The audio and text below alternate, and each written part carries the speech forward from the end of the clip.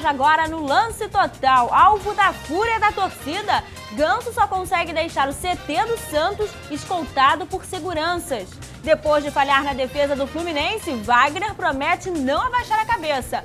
E mais, o Mundial já começou. Tite troca farpas com o técnico do Chelsea.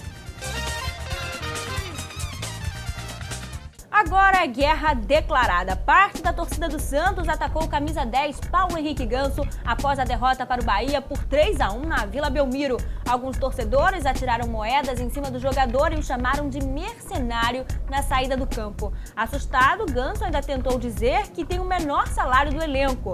Quando chegou ao CT Rei Pelé para buscar o carro dele, o meia só conseguiu sair escoltado por seguranças. Revoltados, os vândalos picharam os muros do CT com a mensagem "Fora Ganso". A relação de Paulo Henrique Ganso com a torcida começou a ficar abalada quando ele pediu um reajuste salarial. A situação se agravou com as investidas do rival São Paulo pelo jogador. A diretoria do Peixe também não gostou nada da postura do meia, que mostrou vontade de trocar o Santos pelo arquirrival.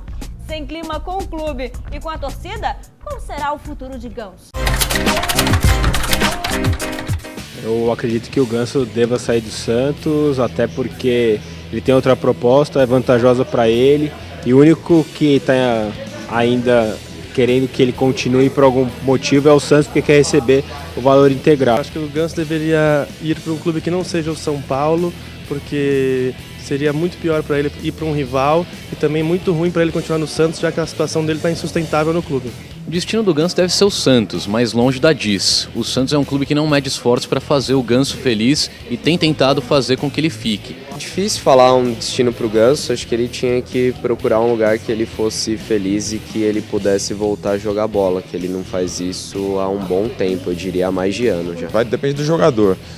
Claro que a torcida é passional, se ele fizer 1, 2 jogos bons, decidir, a torcida vai voltar a apoiar ele, mas no momento eu acho que é hora dele procurar novos caminhos aí, tem propostas, então é hora de deixar o Santos. Eu acho que ele tem que sair e o Santos tem que diminuir o pedido de alguns milhões de reais para o São Paulo. O São Paulo quer o Ganso quer sair, o Santos quer que ele saia, então o Santos e São Paulo precisam se acertar e o Ganso seguir a vida em outro clube.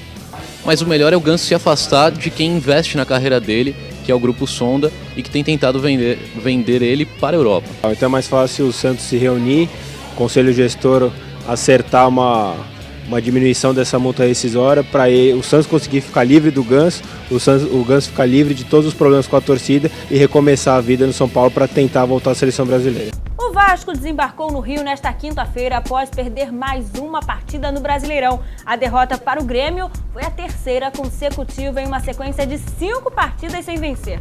Como já enfrenta a Portuguesa no próximo sábado, em São Januário, a equipe não tem tempo para se lamentar. Entre os jogadores, o clima é de união para espantar a má fase na competição. Acho que a gente não pode abaixar a guarda, a gente tem que manter um futebol no nível alto.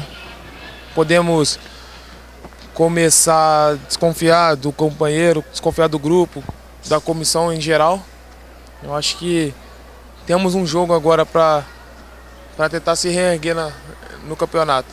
O momento exige que tenha personalidade e encarar, porque a gente tem, como eu já falei, nós estamos ainda entre os 4 primeiros, então temos totais condições de reverter essa situação. Acho que no momento é buscar culpável isso aqui. Eu acho que o time é um time coletivo, então são 5 jogos que ainda a gente não conhece a vitória, mas estamos tranquilos, o tempo agora é muito perto, depois de amanhã tem jogo, mas não tem problema não.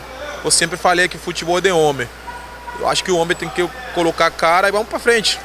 As fortes críticas dos vascaínos são mesmo em cima do técnico Cristóvão Borges. É a escalação, a postura do time que não agrada a torcida. Por tudo isso, Bruno Braz, é ou não é injustiça com Cristóvão essa chuva de vaias? Afinal, muita gente se esquece do desmanche que a diretoria fez no elenco no início do Brasileiro.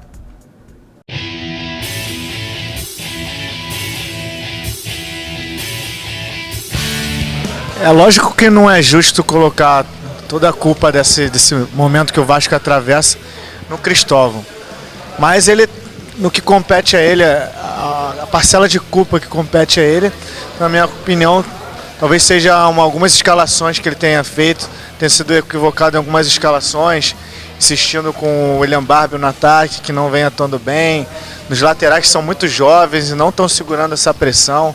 Talvez seja o momento dele avaliar um pouco melhor essa escalação da equipe. O Vasco tem jogadores experientes que não estão sendo muito utilizados.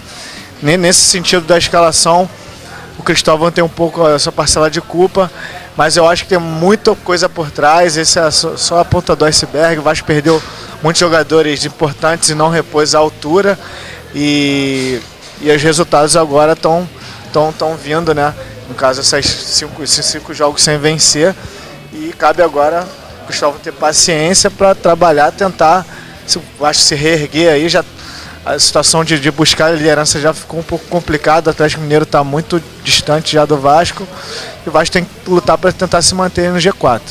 O Fluminense perdeu uma grande chance de assumir a liderança do Brasileirão. Numa bobeada do meia Wagner na saída de bola, o atacante Sheik do Corinthians se aproveitou para abrir o placar no Engenhão. O artilheiro Fred empatou o jogo e, no final das contas, 1-1 em casa não foi um resultado tão ruim, já que o Atlético Mineiro também empatou. Apesar de ainda estar chateado, Wagner garante que não vai abaixar a cabeça. Até naquele momento da partida estava bem, o professor falou que estava jogando bem, executando tudo aquilo que ele pediu. Só que jogador é assim mesmo, tem noite que as coisas acontecem de boa maneira e às vezes não é a nossa noite. Eu acho que devido ao único momento ali que eu errei, que eu escorreguei, foi o momento do Corinthians, foi o que eles tiveram para aproveitar e conseguiram. Então não posso me abater e nem vou. Já no Corinthians, o empate com o Fluminense ficou com gostinho de derrota. Em busca de um lugar melhor na tabela, o Timão promete continuar roubando mais pontos dos líderes do Brasileirão. A próxima vítima é o Galo no Pacaembu. Sabemos da dificuldade, né? Que é enfrentar o Atlético Mineiro com jogadores qualificados como tem o Atlético, né? Do Ronaldinho, Jô, Bernard, enfim. Sabemos da dificuldade que vai ser, mas tenho certeza que vão fazer um grande jogo. Não tem nenhum time no Brasileirão que é invencível. Vai ser um jogo dificílimo, eles são o atual líder do campeonato e trabalhando, chegar a isso. Só que eu acho que nós vamos jogar em casa, tem que imprimir nosso ritmo e mostrar nossa força em casa. O foco do Corinthians neste segundo semestre é mesmo o Mundial de Clubes. Nos bastidores tem muita polêmica rolando. Tem um tempinho o técnico Tite detonou o Chelsea, o provável maior rival do Timão no Mundial. Tite não quis comparações do Corinthians com o time inglês, porque, segundo ele, o Chelsea joga todo atrás só por uma bola. Relembra aí. O Corinthians não joga igual o Chelsea. O Corinthians não faz antijogo. O Corinthians não enfia a bunda lá atrás e fica esperando para fazer um gol achado. O Corinthians não é isso. Quem fala o que quer ou o que não quer, né? A resposta do treinador do Chelsea, Roberto Di Matteo, foi a seguinte: o Bayern de Munique também pensava assim, deu no que deu. I think Bayern Munich said something similar, so we'll see in December what happens. I think it's a long time away. Entendeu o recado, né, Tite? Curto e grosso, Di Matteo deixou bem claro que o Bayern só foi derrotado na final da Liga dos Campeões porque esperavam o Chelsea na retranca. Renato Rodrigues, o Mundial de Clubes já começou?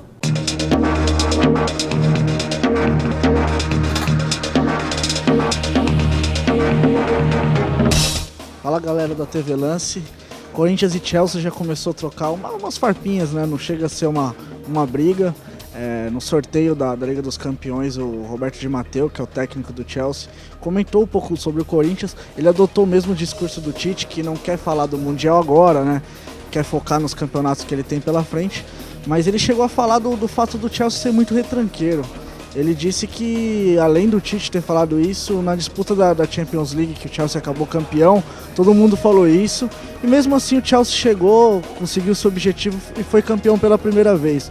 O Corinthians não foge muito disso, é um time que ataca mais do que aquele Chelsea, mas eu acredito que o Chelsea vai vir diferente para o Mundial, porque contratou jogadores mais ofensivos. Eu acredito que o Corinthians não vai pegar o Chelsea, que foi campeão da Champions. Eu acho que vai ser um jogo bem aberto, mas não vejo polêmica. Eu acho que cada um tem seu jeito de jogar e cada um tem que jogar do jeito que acha que é melhor. O Corinthians foi campeão com muita gente falando que é retranqueiro, o Chelsea também, mas no futebol que a gente vive hoje em dia, o negócio é resultado, quem for campeão é o que está valendo. Ouro para o Brasil na Paralimpíada. Daniel Dias conquistou o primeiro lugar nos 50 metros livre. O nadador venceu com um tempo de 32 segundos e 5 centésimos e garantiu um novo recorde mundial. Emerson Leão é o novo técnico do São Caetano. Depois de 6 anos, o ex-treinador do São Paulo retorna ao Azulão com a missão de levar o clube de volta à elite do futebol nacional. Leão estreia neste sábado contra o Avaí pela Série B do Campeonato Brasileiro. O goleiro Júlio César não conseguiu segurar as lágrimas na despedida da Inter de Milão. Ao lado dos filhos, ele agradeceu o carinho dos fãs que estiveram no estádio Giuseppe Meazza. Júlio defendeu a Inter em 7 temporadas. Ao todo foram 300 jogos. Agora ele vai atuar pelo clube inglês Queen Park Rangers.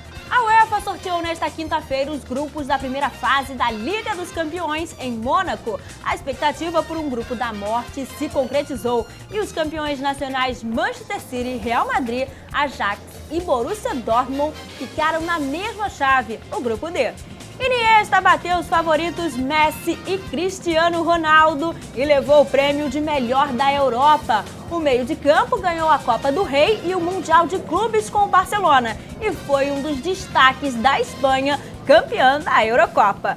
E o Lance Total termina aqui. A gente encerra o programa de hoje, então, com os melhores lances de Iniesta, eleito o melhor jogador da Europa. Nós voltamos nesta sexta-feira. Até lá!